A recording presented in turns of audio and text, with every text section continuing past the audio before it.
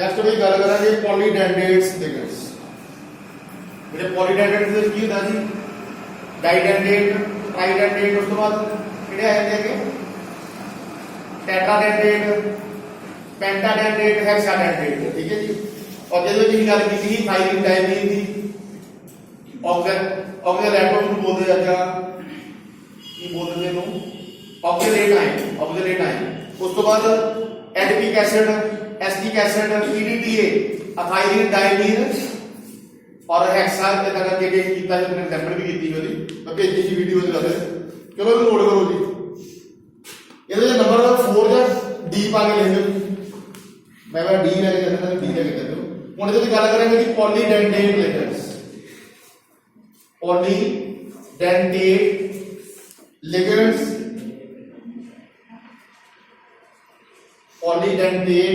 Ligands are listed alphabetically।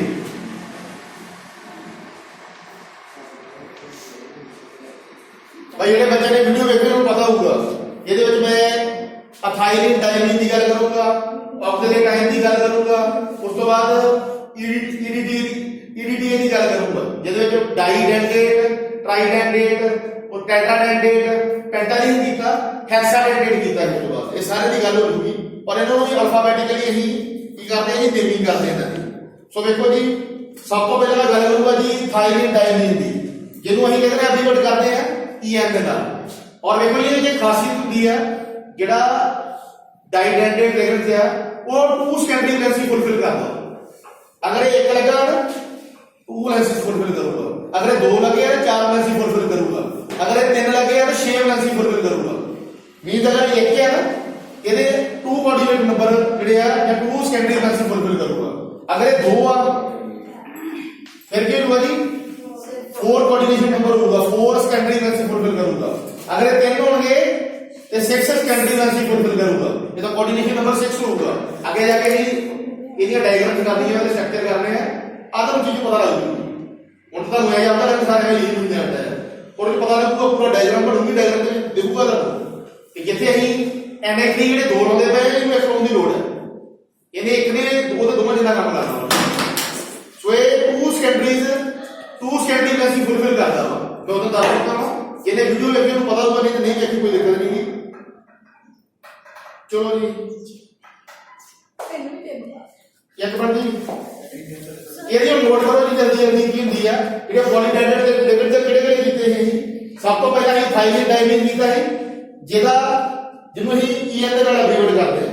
ਉਸ ਤੋਂ ਬਾਅਦ ऑक्सैलेट आयन भी ਕੀਤਾ ਹੈ, ਉਸ ਤੋਂ ਬਾਅਦ pyridine भी ਕੀਤਾ ਹੈ, TY ਦੇ ਨਾਲ ਨੂੰ ਐਬਰੀਵੇਟ ਕਰਦੇ ਹਾਂ।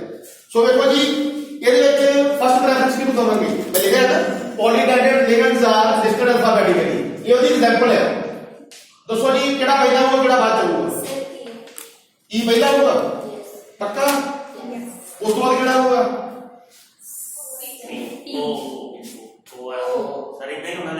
देखो देखो क्या O होगा। उस बाद P होगा। अल्फाबेटिक की पता लगता है ना E पहला होती है फिर O होती है फिर P होती है। अगर पहला सेम है तो फिर अगर फर्स्ट अल्फाबेट सेम है तो सेकंड की गल कर लेनी है। चलो जी सब तो पहला P होगा आंसर दे नोट करो। सब तो पहला अथाइलिन डायमीन आऊगा, उस तो बाद ऑक्सैलेट आयन आऊगा, उस तो बाद pyridine आऊगा। ठीक है जी ये तो पता लग गया मेरे साहब ना अल्फाबेटिकल कोडिंग ही चलते हैं।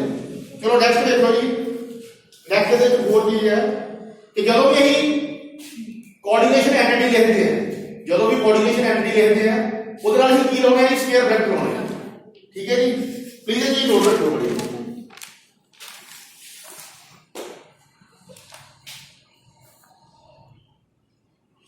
देखो जी पहला की लिखते हैं सेंट्रल मेटल एटम लिखते हैं, उस तो बाद की लाने हैं अराउंड ब्रैकेट लाने हैं और उस तो बाद कोऑर्डिनेशन एंटिटी का कोऑर्डिनेशन स्फीयर बनना की किन्हों मिलके बनूगा, सेंट्रल मैग्नेट को मिलके और लेवल को मिलके की बन जूगा, कोऑर्डिनेशन स्फीयर बन जूगा, तो कोऑर्डिनेशन एंटिटी बन जूगी। कितना शो करेगा ਇਹਨੂੰ, ਇਹਦੇ ਬਾਅਦ ਅਸੀਂ ਕੀ ਕਰਦੇ हैं, स्क्वायर ब्रैकेट लगा देते हैं। ਹੁਣ ਕੀ ਬਣ ਗਿਆ ਸਾਡੇ ਕੋਲ, कोऑर्डिनेशन स्फीयर बन गया, कोऑर्डिनेशन एंटिटी बन गई। एक बार फिर कर देना देखो जो ज्यादा क्लियर होगा। सब तो पहला क्या होगा जी, सेंट्रल मैग्नेट एटम होगा, कमांड लिख देना है, ठीक है जी।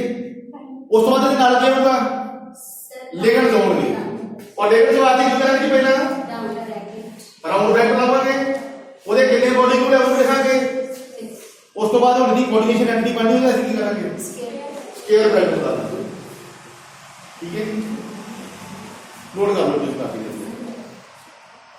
और देखो ये तुम्हारे इसमें एक चीज और पाई दी गई है, जब पूरा कोऑर्डिनेशन कंपाउंड बनाना हुआ फिर इसका एक और नहीं लगूगा, काउंटर आयन लगूगा।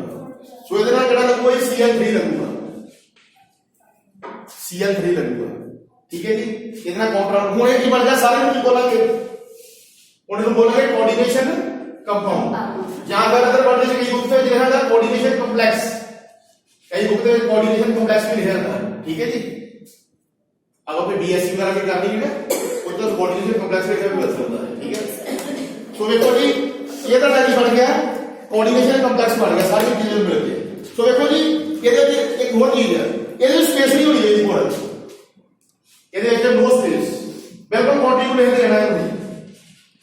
मेरा अपनी बात करता हूं, पूरी लाइन में लिख के नहीं खत्म देते, ठीक है जी। इस करके प्लीज ਇਹਨੂੰ ਰਿਐਕਟ ਕਰਿਓ, ਕਿਹੜਾ ਕਾउंटर ਆਇਆ है और ਜਿਹੜੀ ਕੋਆਰਡੀਨੇਸ਼ਨ ਐਂਟੀਟੀ ਹੈ ਉਹਦੇ ਵਿੱਚ ਸਪੇਸ ਨਹੀਂ ਹੋਣੀ ਚਾਹੀਦੀ, ਬਿਲਕੁਲ ਕੰਟੀਨਿਊ ਚੱਲਦੀ ਜਾਊਗੀ।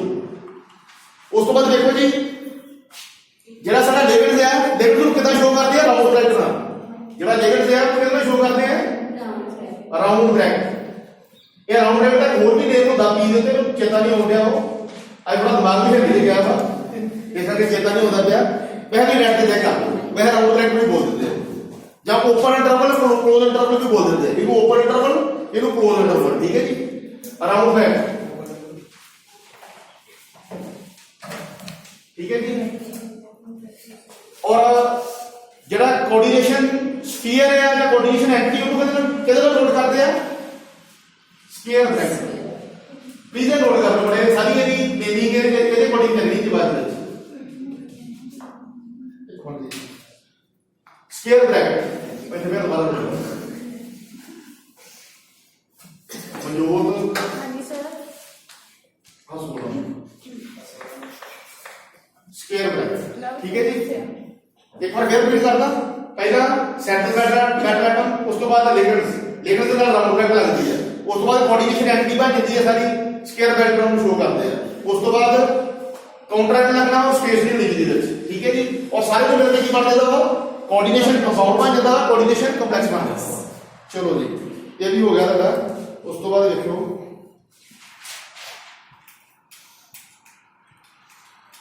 नेक्स्ट ਦੇ ਵਿੱਚ ਹੈਗਾ जी, देखो जी ਹੁਣ मैं ना एक और एग्जांपल लेना है जी। मान लो मेरे को साइनो है, साइनो की था जी, साइनो सेंट्रल मैग्नेट में लिगेंड है, लिगेंड से कितना लिखा है नहीं ऐसा कर 6 मॉलिक्यूल से इतना करके लिखा। अगर पूरा कोऑर्डिनेशन में स्फीयर बन गया तो इतना नोट करांगे, अगर पूरा कोऑर्डिनेशन कंपाउंड बन गया तो इतना नोट करांगे, ठीक है जी। इन्हें तो स्पेस नहीं होनी चाहिए, बिल्कुल कंटिन्यू, ठीक है जी। ध्यान रखो बड़ा जो पेपर में करके। उस तो बाद देखो जी नेक्स्ट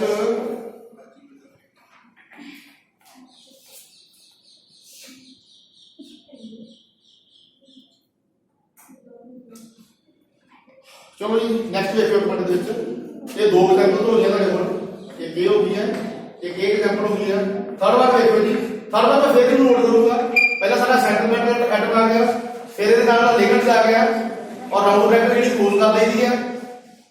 उस तो बाद स्क्वायर ब्रैकेट लग चुकी और उस तो बाद ਨਾਲ ਇਹਨੇ क्या किया जी, Cl3 है। सो देखो जी ਤੁਹਾਨੂੰ ਪਤਾ ਹੈ ਕੋਆਰਡੀनेशन ਕੰपाउंड ਜਦੋਂ ਵੀ ਬਣਦਾ ਵਾ ਨਿਊਟਰਲ ਹੋ ਜਾਂਦਾ। ਨਿਊਟਰਲ ਕਿੱਦਾਂ ਹੋਊਗਾ, अगर ये एक नाइट्रिक स्पीसीज है, ये तो 3 पॉजिटिव चार्ज होगा, जेड़ा काउंटर आएगा फिर उसको जेड़ा होगा 3 नेगेटिव होगा। पॉजिटिव नेगेटिव की करके कैंसिल हो जाएंगे, न्यूट्रल हो जाएगा, ठीक है जी। क्योंकि जिन्ने ये वाली जी कोऑर्डिनेशन स्फीयर है या जी टाइनिंग स्पीसीज है, इनको पॉजिटिव चार्ज है कितना वा 3 पॉजिटिव चार्ज है, इनको फिर कितना वा 3 नेगेटिव है। ठीक है जी। और कोऑर्डिनेशन कंपाउंड में शायद बनता है न्यूट्रल ਦੇ ਵਿੱਚ ਬਣਦਾ। चलो जी ये चीज ਤੁਹਾਨੂੰ पता लग गई। उस तो बाद देखो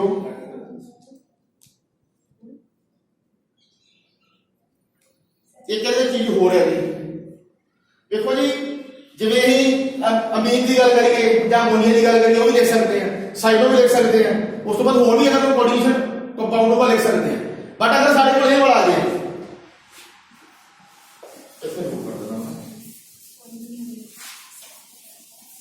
देखो जी, अगर साढ़े को मान लो मेरे को आ जाता वा CH2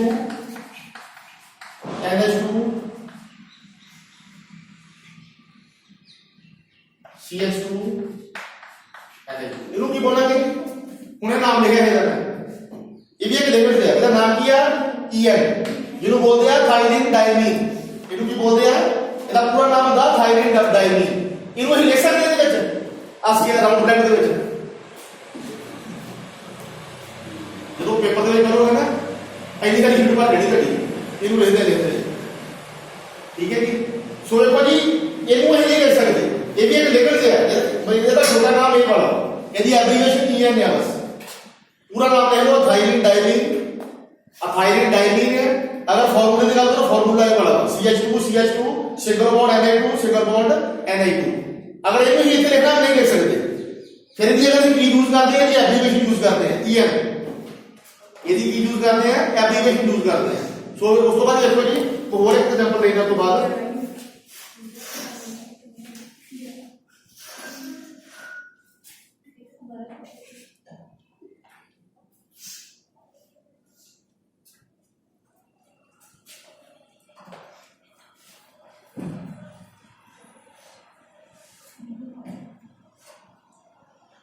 सो देखो जी, अगर एक कोई जगह नोट करा की करेंगे तो मैं और चीज दसी जेड़ा थायरीन डायमीन है डाइडेंटेट लिगेंड है टू सेकेंडरी मर्सी फुलफिल करता हो।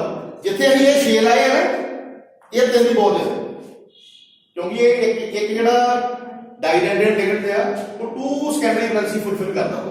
सो देखो जी, अगर एक जगह नोट करा की बन दूंगा साडे कोल कोबाल्ट बन दूंगा, थायरीन डायमीन आ गया, ਇਹਦੇ ਕਿੰਨੇ ਮੋਲੀਕੂਲ ਲਵਾਂਗੇ, ਜੇ शेल है ਇਹਦੇ ਕਿੰਨੇ ਲਵਾਂਗੇ, कितने 3। ठीक है जी। और इधर करके मान दूंगा खड़े हो। ठीक है जी। और भाई ये जगह जगह साइड को ये आ जाता है C double bond O negative, C double bond O negative. इनू ऑक्सिलेट टाइप बोल देते हैं, ऑक्सिलेट टाइप बोल देते हैं। ਇਹਦੇ ਵਾਸਤੇ ਇਹਨੂੰ ਨਹੀਂ ਨੋਟ ਨਹੀਂ ਕਰਾਂਗੇ, ਇਹਦੀ ਜਗ੍ਹਾ ਤੇ ਹੀ सिर्फ ये नोट कर OX। ठीक है जी। इतना करके होर भी है क्रेडिट की गल की है, जेड़ा क्रेडिट है ਉਹਦੇ ਵਿੱਚ सिर्फ P वाई नोट कर लाਂਗੇ, ਅੱਗੇ ਜਾ ਕੇ ਨਾ ਸਟਰਕਚਰ ਉਹਨੇ ਸਾਰਾ ਪਤਾ ਲੱਗ ਜੂਗਾ। ਠੀਕ ਹੈ ਜੀ। ਜਿੱਥੇ ਅਸੀਂ ਇਹਨੂੰ ਤਾਂ ਪੂਰਾ ਨੋਟ ਕਰਦੇ ਪਏ ਨਾ ਇੱਕ ਨੂੰ, ਇਹਦੇ ਡਾਇਡੈਂਟ ਦੇ ਵਿੱਚ ਇਦਾਂ ਨਹੀਂ ਹੋਊਗਾ। ਇਹਨੂੰ ਸਾਰੇ ਨੂੰ ਦੇਖਾਂਗੇ ਬਹੁਤ ਜਗ੍ਹਾ ਯੂਜ਼ ਮਤਲਬ ਕੀ ਕਰਦੇ ਆ, ਸਾਨੂੰ ਸਪੇਸ ਜ਼ਿਆਦਾ ਦੀ ਜ਼ਰੂਰਤ ਹੋਊਗੀ, ਔਰ ਇਸ ਸਪੇਸ ਨੂੰ ਘੱਟ ਕਰਨ ਵਾਸਤੇ ਸਿਰਫ ਅਸੀਂ EN ਨੋਟ ਕਰਦੇ ਹਾਂ। ठीक है जी। अगर ऑक्सिलेट है तो OX नहीं लेंगे, बाकी इतना ही एज इट इज चलूगा। उस तो बाद देखो जी नेक्स्ट ਦੇ ਵਿੱਚ ਹੈਗਾ ਵਾ इतना नोट कर लो जी बड़ा है, ये दी एब्रिविएशन है। देखो जी एब्रिविएशन 42 minutes 5 seconds। एब्रिविएशन देखो जी abbreviation are used instead of, abbreviation are used instead of bidentate ligands.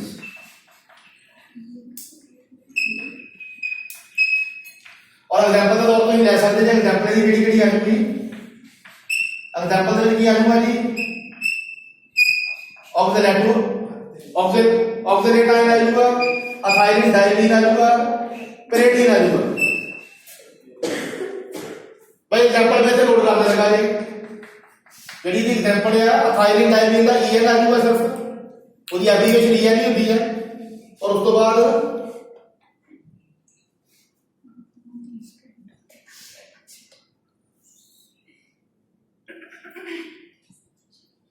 अगर ऑक्सीडेटिव की गल करिए या ऑक्सीडेट आयन की गल करिए ਉਹਦਾ एप्लीकेशन OX ਹੁੰਦਾ ਵਾ pyridine ਦੀ ਗੱਲ कर लो pyridine ਦਾ PY ਹੁੰਦਾ ਵਾ ਇਦਾਂ एसिटिक एसिड ਦੀ भी एसिटिक आयन की गल कर सकते हैं और ਇਹੋ ਹੀ ਦੋ ਤਿੰਨ ਹੁੰਦੇ ਆ ਜਿੱਥੇ EDTA ਹੁੰਦਾ EDTA ethylene diamine tetra tetrammine ethylene diamine इधर करके दाई काफी मतलब लंबा नाम ਹੁੰਦਾ है इसलिए EDTA बोल देते हैं सो देखो जी ये सारे लिखी ਜਿਹੜੀ ਹੈ ਸਿਰਫ ਐਪਲੀਕੇਸ਼ਨ ਲਿਖਣੀ ਹੈ पूरा नाम लिखने की लोड़ नहीं जितना ये मैं यूज किया है ਇਹਦੇ ਵਿੱਚ ਇਹ ਨਹੀਂ ਯੂਜ਼ ਕੀਤਾ ਹੈ क्योंकि वही जो फार्मूला ये है एथाइलिन डाइमिन का फार्मूला ये वाला पर काफी लंबा फार्मूला वा इस करके ਨੂੰ ਲਿਖਣ ਵਾਸਤੇ ਸਾਨੂੰ ਬਹੁਤ ਜ਼ਿਆਦਾ ਸਪੇਸ ਦੀ ਜ਼ਰੂਰਤ ਹੁੰਦੀ ਹੈ ਸੋ ਜ਼ਿਆਦਾ ਸਪੇਸ ਨੂੰ ਨਾ ਕਹਿੰਦਾ ਜੇ ਸਪੇਸ ਨੂੰ ਘੱਟ ਕਰਨ ਵਾਸਤੇ ਹੀ ਕੀ ਕਰਦੇ ਆ ਉਹਦੀ ਐਪਲੀਕੇਸ਼ਨ ਯੂਜ਼ ਕਰ ਲੈਂਦੇ ਆ ਸੋ ਇਹ ਵਾਲੀ ਲਾਈਨ ਡਾਊਨਲੋਡ ਕਰ ਲਓ ਕਿ application are used instead of डाइडेटेड एग्जांपल के तौर पे मैं ले एथाइलिन डाइमिन ऑक्सीडेट आयन pyridine उस तो बाद नेक्स्ट देखो जी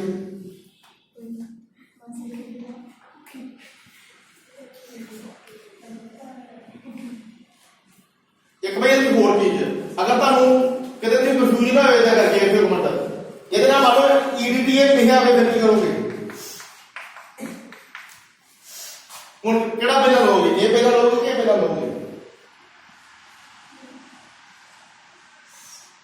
देखो जी एक मैं मोड़ डालता हूं बात बात कोऑर्डिनेशन नंबर होता 6 ਜਿਹਨੂੰ ਹੀ ऑक्टाहेड्रल भी बोल देते हैं सो ਇਹਦਾ EDTA है ਇਹਦੇ ਵਿੱਚ ਆਲਰੇਡੀ ਇਹ ਕੋਆਰਡੀਨੇਸ਼ਨ ਨੰबर 6 ਫੋਲੋ ਕਰਦਾ ਇਹਦਾ ਬੇਟਾ ਕੋਆਰਡੀਨੇਸ਼ਨ ਇਹਦਾ ਨਾਮ ਲਿਖੋ ਪੂਰਾ ਜਾ ਕੇ एथाइलिन डाइमिन टेट्रा ਇਹਦਾ अगर कोई नाम लिखा होगा और ये हेक्साडाइडेट लिखਣ ਹੁੰਦਾ पॉलीडेंडेट ਦੀ ਟਾਈਪ ਆ ਇਹਦੇ ਵਿੱਚ ਹੈਕਸਾਗਨ 6 ਹੁੰਦੇ ਆ ਠੀਕ ਹੈ ਜੀ ਇਹ 6 ਕੋਆਰਡੀਨੇਸ਼ਨ ਨੰबर ਫੋਲੋ ਕਰਦਾ ਇਹ 2 कोऑर्डिनेशन नंबर फॉलो करता हो सो ये इकट्ठे कभी नहीं आ सकते जे आऊगा फिर ये नहीं होगा इस करके इनको लोग मिटाई दो कोई दिक्कत नहीं क्योंकि इकट्ठे कभी नहीं होंगे अगर EDTA आऊगा ना तो कोऑर्डिनेशन नंबर 6 वैसे पूरा जाना उन्होंने ले लेने की लोड़ ही नहीं पड़ी ठीक है जी अगर यूज करा के फिर पता लगेगा चलो नेक्स्ट देखो जी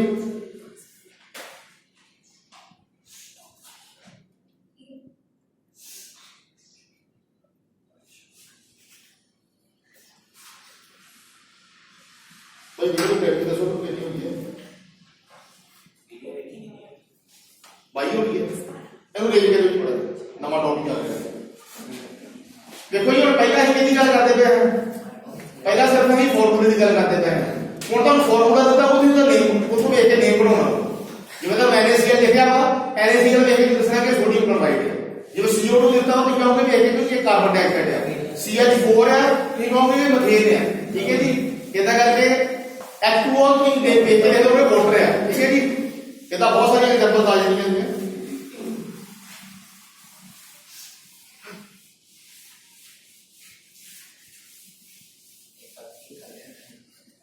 चलो जी उन्होंने सेकंड रूल है rules for naming the condition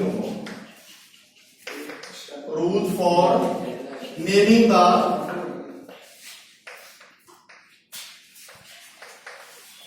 coordination compound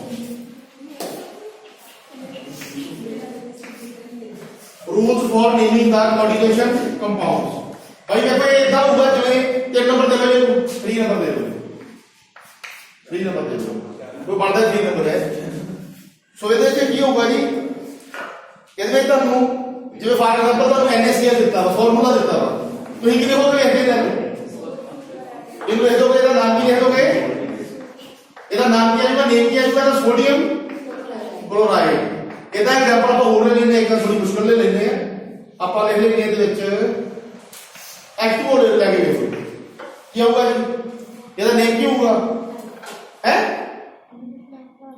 H2O ਕੀ ਹੁੰਦਾ ਜੀ वाटर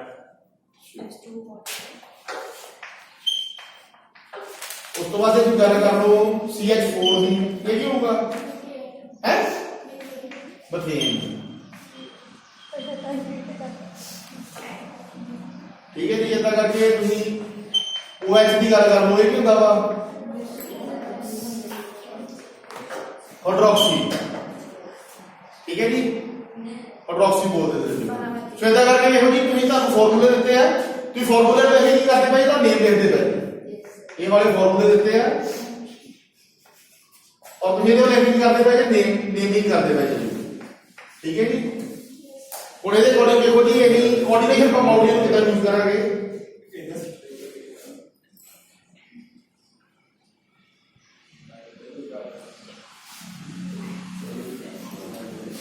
चलो जी परहेज कर लेंगे, कोई गल ना करो यार। टॉपिक है जी है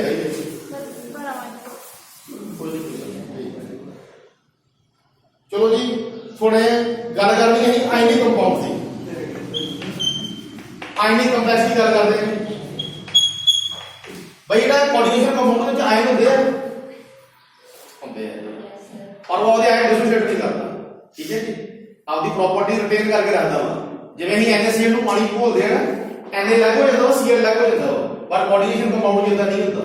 ਤੁਹਾਡਾ ਬਲੱਡ ਦੀ ਐਗਜ਼ਾਮਪਲ ਆ, ਤੇ ਉਹਦਾ ਬਲੱਡ ਟੈਸਟ ਕਰਾਉਣ ਜਾਓ, ਉਹਦੇ ਕਲਾਉਡ ਜਿਹੜੇ ਜੰਮੇ ਹੁੰਦੇ ਆ, ਕਿਤੇ ਸਾਡਾ ਐਕਸੀਡੈਂਟ ਹੋ ਜਾਂਦਾ ਨਾ ਚਲੋ ਐਗਜ਼ਾਮਪਲ ਨਹੀਂ ਤਾਂ ਜਿਹਦਾ ਬਲੱਡ ਹੁੰਦਾ ਨਾ ਬੰਦੇ ਦਾ ਪਲੇਟਲੈਟਸ ਨੂੰ ਰੋਕ ਲੈਂਦੇ ਆ, ਕਿਉਂਕਿ ਜਿਹੜੇ ਬਲੱਡ ਦਾ ਕਲਾਉਡ ਬਣ ਜਾਂਦੇ ਜਾਂ ਜਾਂਦਾ ਬਲੱਡ ਸੁੱਕ ਜਾਂਦਾ। ਠੀਕ ਹੈ ਜੀ, ਬਲੱਡ ਸੁੱਕ ਜਾਂਦਾ। ਠੀਕ ਹੈ ਜੀ, ਉਹ ਕੀ ਆ ਹੀਮੋਗਲੋਬਿਨ ਹੁੰਦੇ ਦੇ ਵਿੱਚ और प्लेटलेट्स ਨੂੰ ਰੋਕ ਲੈਂਦੇ ਆ। ਠੀਕ ਹੈ ਜੀ, ਇਦਾਂ ਹੀ ਹੋਰ ਵੀ ਜਿਹੜੇ ਕੋਆਰਡੀਨੇਸ਼ਨ ਕੰਪਾਊਂਡਾਂ ਦੀ ਪ੍ਰਾਪਰਟੀ ਜਿਹੜੀ ਆ ਉਹਨੂੰ ਰਿਟੇਨ ਕਰਕੇ ਰੱਖਦੇ ਆ। ਜਿਵੇਂ NaCl ਨੂੰ ਪਾਣੀ ਘੋਲ ਲਓ ਤਾਂ ਇਹ ਨਹੀਂ ਪਤਾ ਲੱਗਣਾ Na ਕਿਹੜਾ Cl ਕਿਹੜਾ ਵਾ, ਤੇ ਚੈੱਕ ਕਰ ਲਓ ਜਿਹੜਾ ਤੁਹਾਡੇ ਘਰੇ ਟੇਬਲ ਸਾਲਟ ਹੁੰਦਾ ਨਾ, ਰਸੋਈ ਦੀ ਯੂਜ਼ ਹੁੰਦਾ ਵਾ NaCl ਹੁੰਦਾ ਵਾ, ਉਹ ਜਿਹੜਾ ਨਮਕ ਆ ਉਹ ਤੁਸੀਂ ਅਗਰ ਪਾਣੀ ਚ ਘੋਲ ਦੇ ਤਾਂ ਪਤਾ ਲੱਗਣਾ Na ਕਿਹੜਾ Cl ਕਿਹੜਾ ਵਾ। ਬਟ ਕੋਆਰਡੀਨੇਸ਼ਨ ਕੰਪਾਊਂਡ ਕਿਦਾਂ ਨਹੀਂ ਹੁੰਦਾ। ਅਗਰ ਉਹਨੂੰ ਭਾਵੇਂ ਡਰਾਈ कह सकते हैं ड्राई बेस पे रख लो या ड्राई फॉर्म के रख लो तो ड्राई ही रहता है, प्रॉपर्टी आ रही रखता। अगर उन्होंने एक्वा सॉल्यूशन मिक्स कर देते पानी में मिक्स कर देते उसकी प्रॉपर्टी फिर एज इट इज रहती है। ठीक है कि आपके आयन जेडे डिफिकल्ट नहीं करता। सो देखो जी आयनिक कंपलेक्स की गल करते हैं, सो आयनिक कंपलेक्स में किहड़े-किहड़े कंपलेक्स आ जाएंगे हुण तुसीं दसना, मैं नहीं दसना। किहड़ियां-किहड़ियां स्पीशीज कीतियां है कोऑर्डिनेशन कंपाउंड किहड़ियां स्पीशीज होंदियां किहड़ियां दसो। हाँ लई कोटी तो लई हाँ आगे तो मैं नहीं छुट्टी कर लेता ना इधर करके तो मैं। चलो जी आयनिक स्पीशीज किहड़ियां नियम है लिखाई है, चेक करो कॉपी ऑफ दी आयन होंदे किहड़े आयन किदां दे आयन हो सकदे हैं। पॉजिटिव हो सकदे हैं, पॉजिटिव आयन हो सकदे हैं। आ देखो नोट NaCl है किहड़े आयन बन गए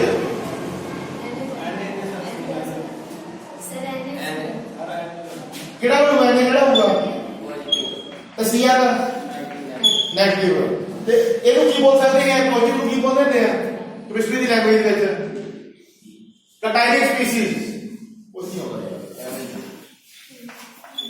ਬੋਰੇ ਜੋ ਹੁੰਦੇ ਸਾਰੇ ਕਟਾਇਨਿਕ ਸਪੀਸੀਜ਼, ਇਹਨੂੰ ਬੋਲਾਂਗੇ ਅਨਾਇਨਿਕ ਸਪੀਸੀਜ਼। ਠੀਕ ਹੈ ਜੀ, ਚਲੋ ਕੋਈ ਨਹੀਂ ਆਪਾਂ ਡਾਇਰੈਕਟ ਆਪਦੀ ਬਾਰ-ਬਾਰ ਉਹਨਾਂ ਵਿੱਚ ਦੱਸ ਲੈਣੀ ਹੈ। ਕੋਈ आयनिक कंपलेक्स में देखो जी दो तरह की स्पीशीज हो रही है, मैं नहीं देता इसे। फर्स्ट वन होगी कटाइनिक स्पीशीज और सेकंड वन कड़ी होगी जी अनाइनिक। और पता कोई एग्जांपल दस सकता कटाइनिक की वजह कटाइनिक की एग्जांपल भी दी है मुझे कॉपी चेक करो दी वे के ला दो यार नहीं दसना होता दे वाटर कबाल्ट। हाँ जी कितने मॉलिक्यूल है 6। अच्छा हुन की बन गया है स्क्वायर ब्रैकेट लग गया थे कोऑर्डिनेशन एंटी या कोऑर्डिनेशन स्फीयर बन गया। हुन इहदे नाल की Cl कितना आएंगे हुन पूरा नहीं बन गया है कोऑर्डिनेशन कंपाउंड बन गया। ठीक है जी, ये केड़ी स्पीशीज है टाइनिक स्पीशीज है। अनाइनिक की एग्जांपल दो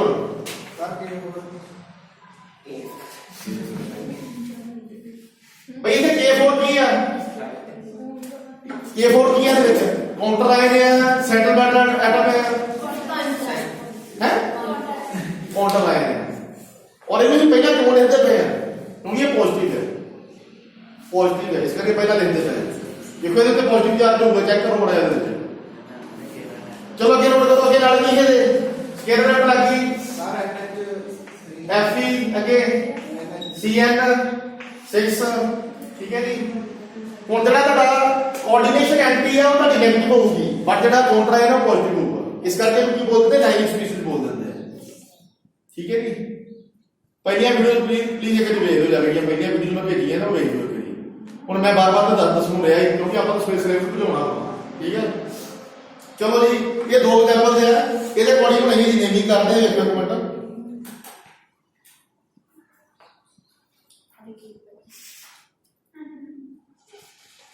ਸੋ ਵੇਖੋ ਜੀ ਇਹ ਸਾਨੂੰ ਫਾਰਮੂਲਾ ਦਿੱਤਾ ਵਾ, ਇਹਦੀ ਹੀ ਨੇਮਿੰਗ ਕਰਨੀ ਹੈ। ਸੋ ਸਭ ਤੋਂ ਪਹਿਲਾਂ ਕਿਹਦਾ ਨੇਮ ਕਰਾਂਗੇ ਜੀ ਬੱਚੋ, ਸਭ ਤੋਂ ਪਹਿਲਾਂ ਕਿਹਦਾ ਨੇਮ ਕਰਾਂਗੇ, ਨੋਟ ਕਰ ਲਓ ਜੀ। ਸਭ ਤੋਂ ਪਹਿਲਾਂ ਕਿਹਦਾ ਨੇਮ ਕਰਾਂਗੇ, ਨੋਟ ਕਰੋ। ਇੱਕ ਨੰਬਰ ਤੇ ਹੀ ਕਰਾਂਗੇ ਕੋਆਰਡੀਨੇਸ਼ਨ ਐਂਟਰੀ।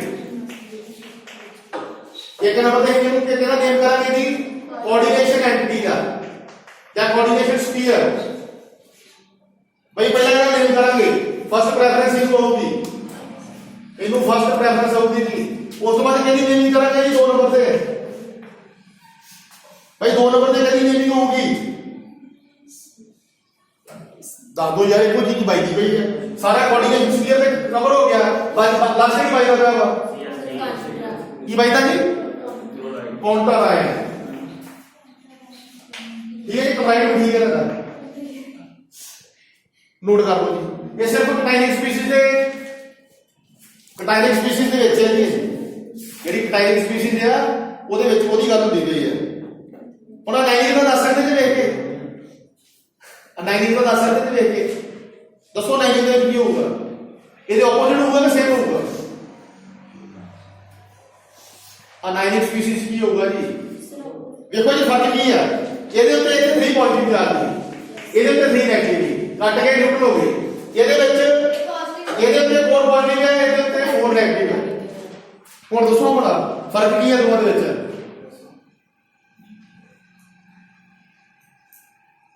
ਦੱਸੋ ਮੈਨੂੰ ਇਹਨਾਂ ਦਾ ਆਪ ਸੇਮ ਆਊਗਾ ਕਿ ਡਿਫਰੈਂਟ ਰੂਲ ਹੋਊਗਾ, ਹੈ ਆਪੋਜ਼ਿਟ ਆਊਗਾ, ਡਿਫਰੈਂਟ ਆਊਗਾ। ਠੀਕ ਹੈ ਜੀ। ਸੋ ਦੇਖੋ ਜੀ ਇਹਦੇ ਵਿੱਚ ਫਸਟ ਨੇਮਿੰਗ ਕਿਹਦੀ ਹੋਊਗੀ, ਕਾਉਂਟਰ ਆਇਨ ਦੀ। ਕਿਉਂ ਹੋਊਗੀ, ਕਿਉਂਕਿ ਕਾਉਂਟਰ ਆਇਨ ਸਾਡਾ ਜਿਹੜੀ ਹੈ ਪੋਜ਼ਿਟਿਵ ਹੈ। ਕਿਸੇ ਦਾ ਫਸਟ ਨੰਬਰ ਤੇ ਫਸਟ ਪ੍ਰੈਫਰੈਂਸ ਕਿਹਨੂੰ ਹੋਊਗਾ, काउंटर आयन में। और 2 नंबर पे कितनी होगी कोऑर्डिनेशन एंट्री। ठीक है बहुत सही।